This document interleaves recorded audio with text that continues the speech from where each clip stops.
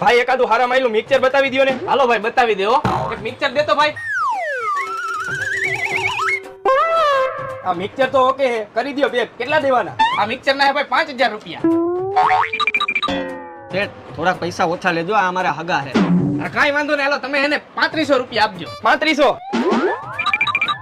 શેઠ થોડોક ભાવ ઓછો લગાડજો, અમારા નજીકના હગા છે આવડા. એવું હે? કાંઈ વાંધો નહીં, આમાં અમારો 1 રૂપિયાનો નફો નહીં. 3200 રૂપિયામાં આવ્યું છે ને તમે ખાલી 3200 રૂપિયા જ આપજો બસ. 3200 રૂપિયા એટલા બધા થોડા હોય? શેઠ આ અમારા બહુ વધારે હગા થાય છે, આટલો બધો ભાવ ન રાખો, થોડોક ઓછો રાખો. એવું હે?